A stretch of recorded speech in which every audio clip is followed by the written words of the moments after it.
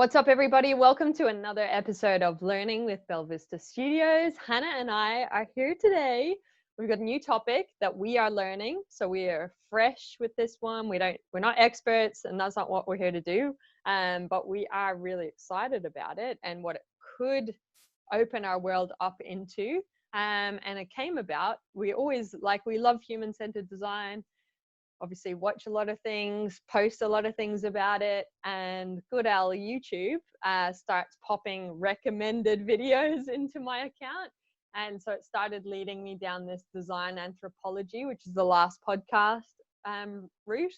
And then we're still learning about that. But then this thing around transition design came up and I'm like, ooh, what's that? And I actually went to a meetup around it. And as soon as I got out, I was like, oh God, Hannah's going to love this stuff.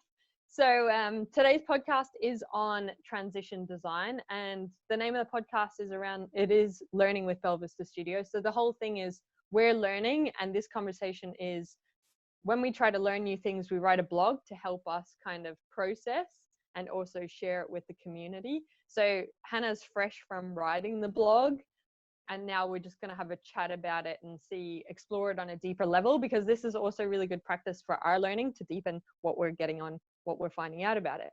So transition design, I did a bit of Googling. I'm the kind of person that I don't like the details.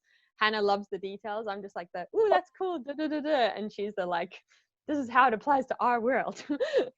So in my quick Google, what I can get is that transition design is basically a need for society to transition to sustainable futures. They all seem to have this kind of phrase around it.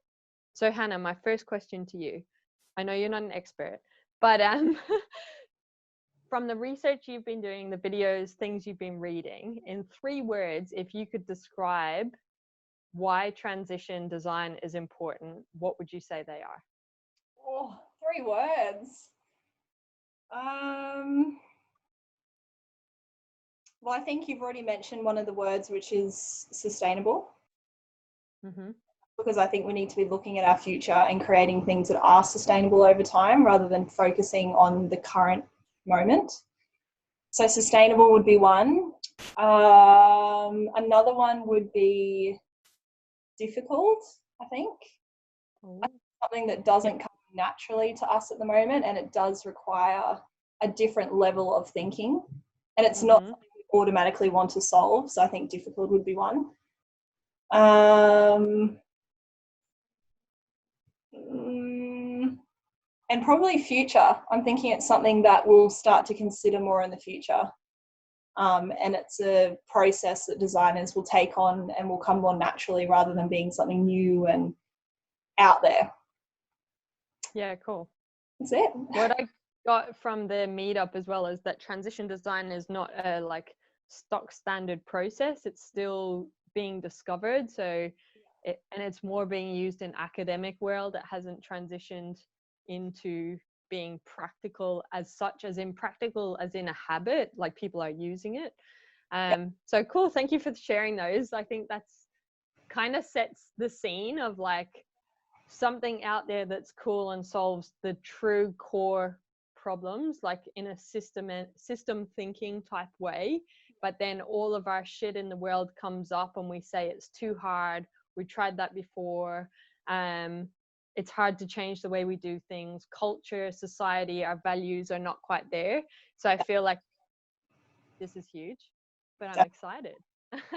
So what examples, do you have any examples that you could probably share to kind of help my understanding and those listening around what the hell transition design is? Yeah, so I think a really good way to understand it is if you think about what we design at the moment, our team, we look at probably more problems that are happening currently. So we might be more bullying and harassment complaints in an organisation, or employees might need to know about a certain piece of machinery that they need to use, and it's generally focused on solving current issues. Whereas transition design, I see it as being more looking into the future and seeing life as transitioning into a future state. So rather than just solving the issues that are happening right now, what things could happen into the future and how could we contribute to solving larger goals that move into the future. And a really interesting comment I read, so Terry Irwin is probably someone I would recommend. She is like the person, if you Google it, she's just everywhere and does lots of She had her own Wikipedia page, so yeah, it seems like she's like the main go-to person on this. And she explains it really well. Like, I think she explains it in really good terms that are easy to understand. And she said a way that she explained it was, if you're working toward, like if you're doing a transition type design, you may not even see the outcome of what you're solving. So that's like an example of how far into the future it could be. So it could be like you're working on a project that's contributing to solving a certain problem, but you might not even live to see that problem solved. Wow. So it's really about looking at things that are into the future and aren't currently happening right now. It's not about immediate results, it's about contributing to a better future. Okay. Do you have any specific examples around what that future kind of not in our lifetime type of problem might be or solution? Yeah, so some examples were, so Terry talks a lot about they're called wicked problems. Oh yeah. Some of the problems that we would be looking at solving through transition design. So wicked problems are problems that are quite global, and they're problems that we probably wouldn't think that we would be able to solve. So an example would be homelessness. It could be poverty. So really like large scale, it could be crime. So you can see, like, if we were given a project to say, okay, Belvista Studios, you need to solve homelessness, us would be thinking, wow, that's like a global thing. Like, we're not going to be able to make an impact on that. So an example of, transition design would be creating a project that contributes to solving the issue of homelessness, which is also known as a wicked problem. Interesting. I did notice actually those wicked problems, and these kinds of things, the resources that we mention, we'll put them in the description of the video. But if you Google wicked problems, they have like, I don't know, there's like 9 or 12 different questions or types of problems that are around it that might help you kind of when you're diagnosing. Yeah, so I've actually got it here. It's they're statements that define what a wicked problem is. So example is, the problem is never completely solved. So it's something that happens over time that you just want to contribute to. It can take a long time to even evaluate a solution. So it can be very hard to even think of how to solve the problem. There's no clear problem definition, so it's quite complicated. Every wicked problem is connected to others. So when you think about it, because it's such an overarching high global thing, it's generally connected to other issues in society. So yeah, I think to get into and understand transition design, a really good thing to do is to understand systems thinking. And I know that we've spoken about that. And systems thinking really helped me understand, because I knew about that, it helped me understand transition design more. So I think I would recommend people to start to understand what systems thinking is. Because systems thinking it's about, there's lots of interrelated different things happening to create an experience or to create what's happening. And there was a really good definition, you and I were talking about a really simple definition of what systems thinking is, and it's a cartoon with 2 fish, and one fish is like, what do you think of the water? And the other fish is like, what water? And it's just showing that because the fish is in the water, it doesn't even realize that the water's around them because it's so used to that environment.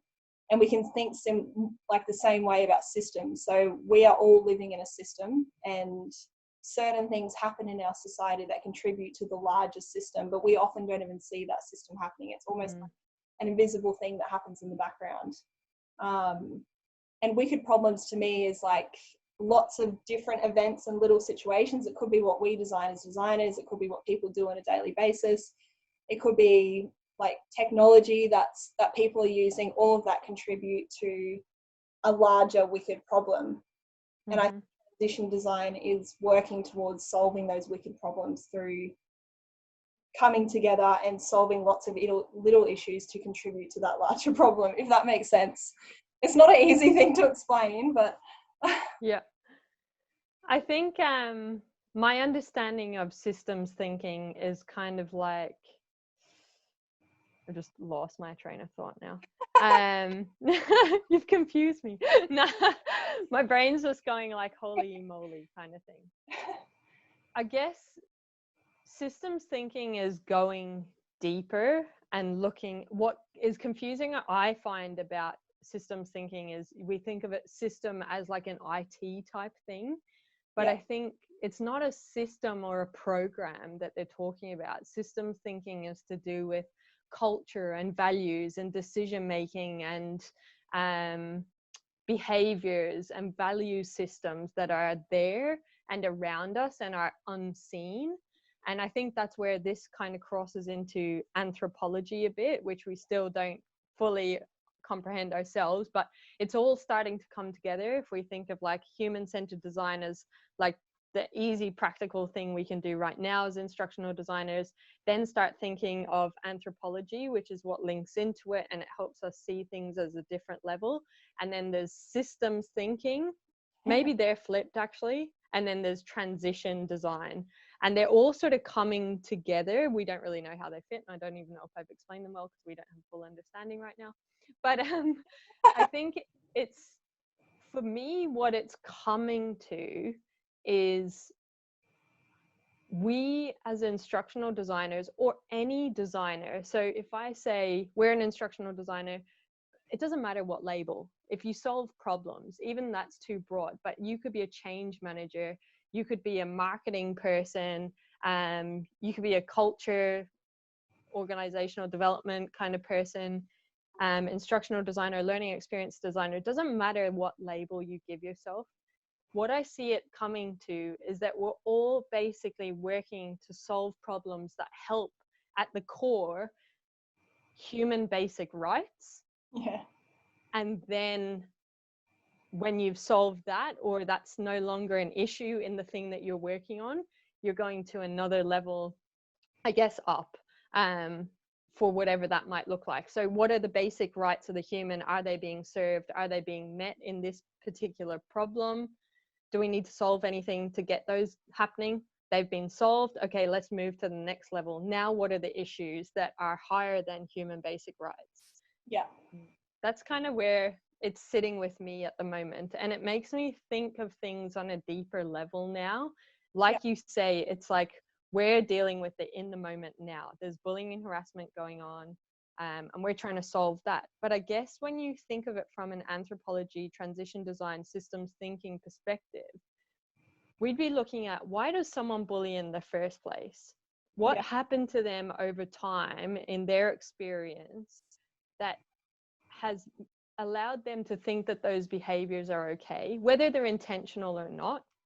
So looking in their past, what happened around them to shape them as a human being and give them the mechanics that they have. And if we want to really eradicate bullying and harassment as an issue, we'd be working on skills and characteristics in human beings that allow them to love themselves and love others.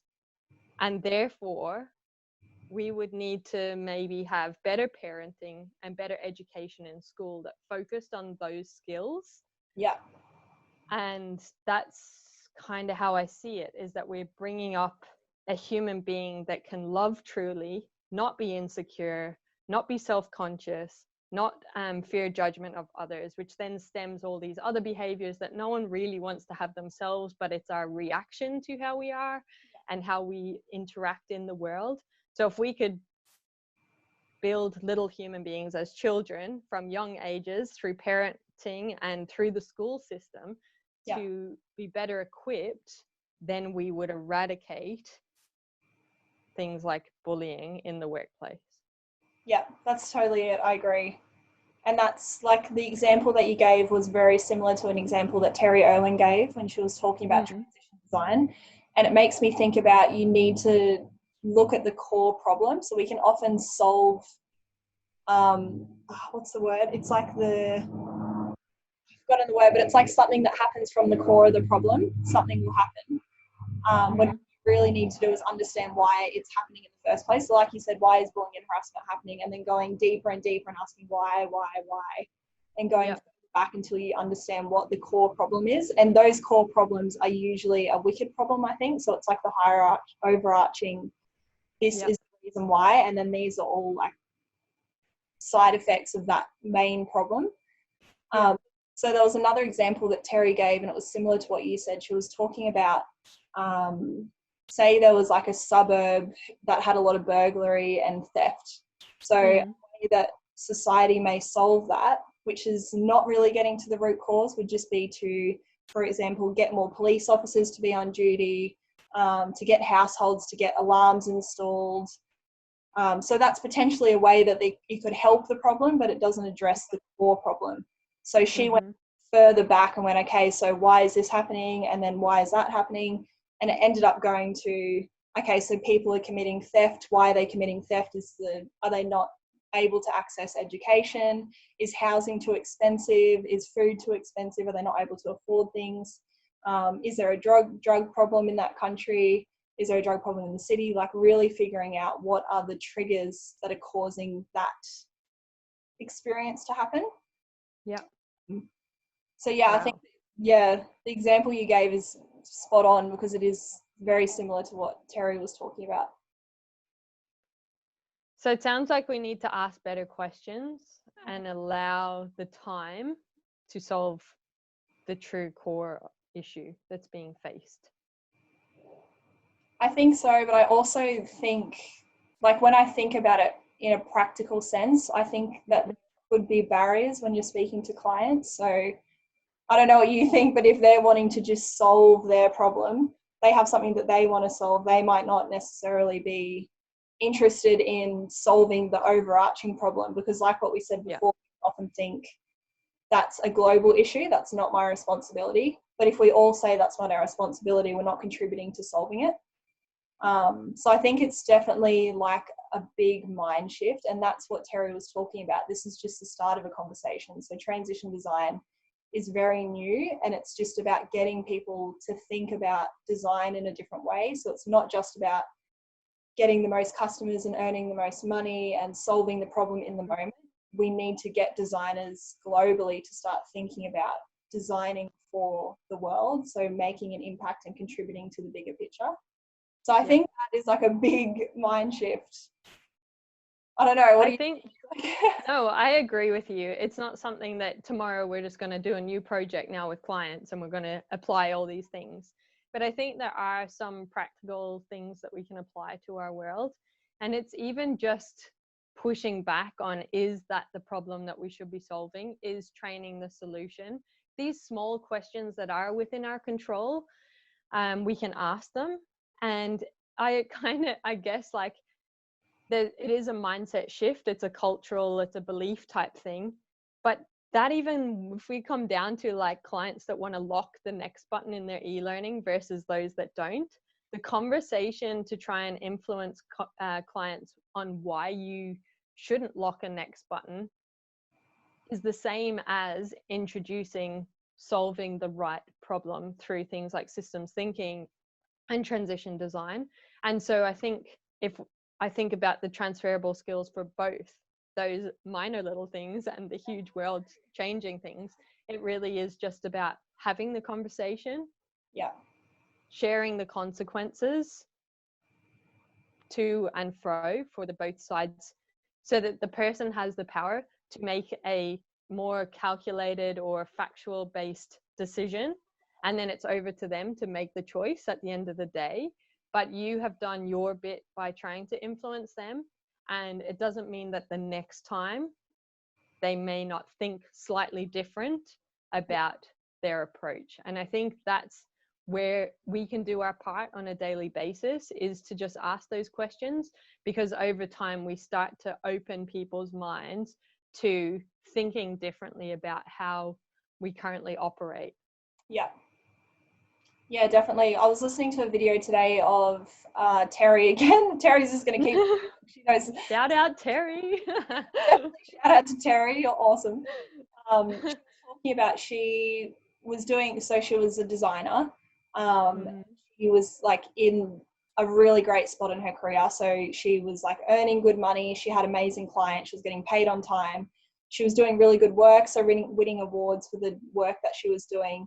And then it was one day a client contacted her and they started talking about how they needed to do a project that had an impact on society. I don't know exactly what it was, whether it was like being more sustainable or like looking after the environment or something like that. And for her, it just clicked. She sort of went, oh my gosh, like I've been so successful, but I haven't even been thinking about how the work that I've been doing is impacting the whole world. And she, that it's so important to have that impact. Well, for her personally, and I think for me as well, like we only get to live on this earth once. Well, that's what I think. Everyone's got different beliefs, but I think like for me, I would want to make a good impact on the world, and that's like really important to me. Psychology says as well, like giving is the most satisfying, like it's so satisfying for a lot of people to give. So I think if you can figure out what you want to contribute to the world, and it doesn't have to be a big change, like you can contribute in small ways through your projects. I think it's like such a cool thing to have awareness of and incorporate into your projects.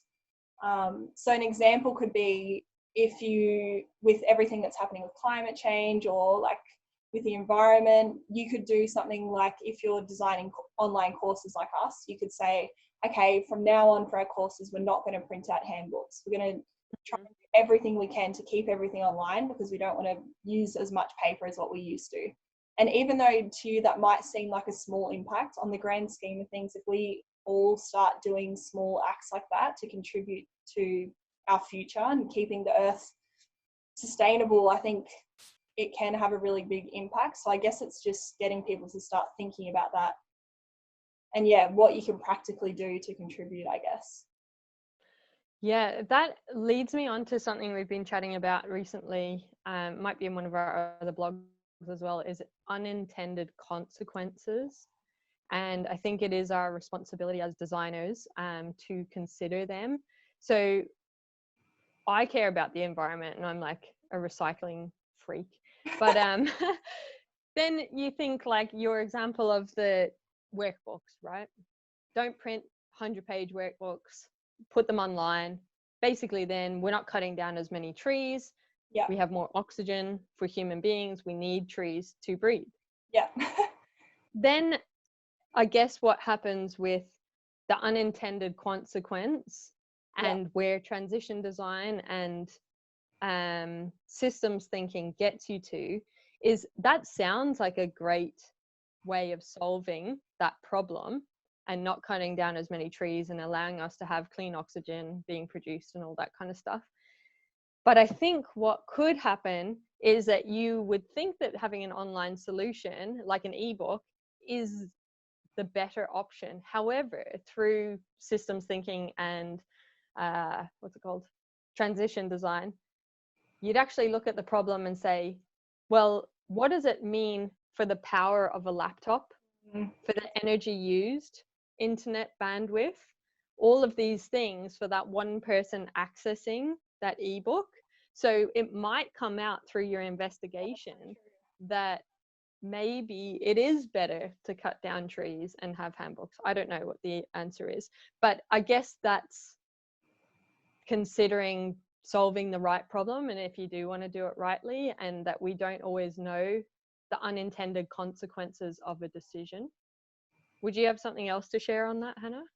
No, I agree. I think it is very important. Like we have been speaking about that, the unintended consequences, because you can go and design something with a really good intent. And I think it's important to understand what could potentially come from it. I think it is just weighing up the pros and cons, because I think there'll always be some sort of negative consequence from everything that we do, but it's just about whether the value of the positive side of it outweighs the negative. So I think you're definitely right. It's about figuring out how you can contribute. And I think the more that transition design comes out and people start talking about it, we might even learn more about what we can do. But at the moment, it's just that frame of mind of thinking about it. But I think definitely unintended consequences is a big one that we need to start considering. Cool. So this all sounds great. It's very interesting, and I think it changes. It doesn't change. It opens your mind to thinking differently. about stuff. Yeah. Do you have any practical tips for people in our world, designers, instructional designers, product designers, whoever is watching, change managers, people in L&D, people in organizational development, that they can apply in their world? I think so. One that stood out to me, and it's something that we do at Belvista Studios, and it made me realize, like, wow, what we're doing actually does contribute to a higher arching problem that I'd never even thought of. And I think it's something that we can all do. But it was around, so I was listening to a lecture and they were talking about homelessness, and I was like, certain triggers for homelessness happening can be people not having education and people not having the opportunity to learn and get the confidence to get a job and then therefore earn money to not be homeless. So that's obviously just one small part of it. But I thought, like, how cool is it that we can offer, like, we do these videos, we do these blogs, and I know not everyone can access them the way that we do it, but through videos, sharing our knowledge through videos, through blogs. It can also be like face-to-face. So if you go to conferences or you meet someone new, like, share your knowledge with them. And I think sometimes we can get scared and go, oh, I don't want to share what I know because, like, I've worked hard to get all this knowledge and I want to, like, keep it and do well and be successful.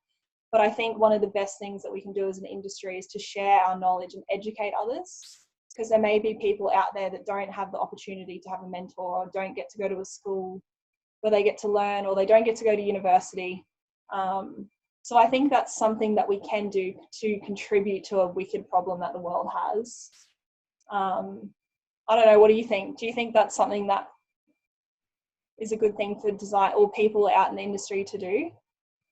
Because like, you got us doing that, and now I can see, I'm like, it's amazing. Even if we impact one person who didn't have the opportunity to learn like we did, like, I was lucky to have you as a mentor, but there's people out there that don't have that. I think that's such a big impact that you can have just by sharing what you know. Yeah. And, like, we learn that way, you know, all this stuff that we're learning now to produce blogs and that is things on YouTube and stuff and Google. And through that, we're then being better professionals. So we're serving our clients better and giving them better products and solutions. And then in turn, we're helping their employees be better.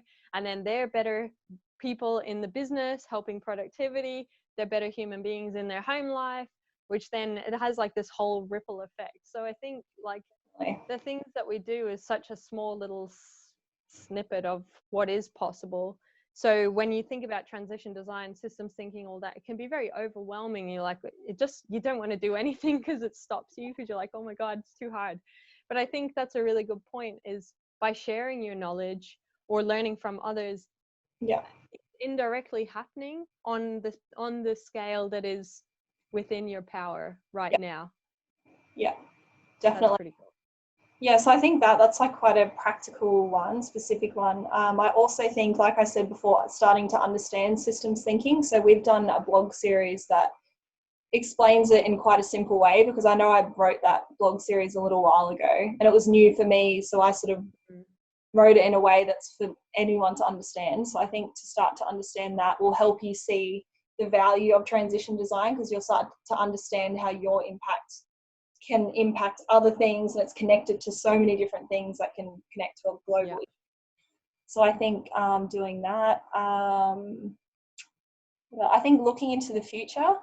So when you're designing things, not like, it is important to solve the current problem, but also think about, okay, is there anything else that I can add to this project, or can I do it in a different way that's going to make for a better future? So I think just having that frame of mind when you're designing and not just thinking about the future. And probably just starting to listen to it, to be honest. I know for me, like, it takes me a little while to really understand. I get the importance of it now, but there's still so much I have to learn. So I guess if you want to make an impact on the world and be at that next level where you understand design, it is like a whole nother level of design. I feel like there'd be a lot of people that wouldn't even know about it. I think just start listening to it, and listening to, like, Terry Owen's amazing. Her videos, she explains it really well. That's probably it, really. How about you? I've got some questions that I think people could ask. Okay.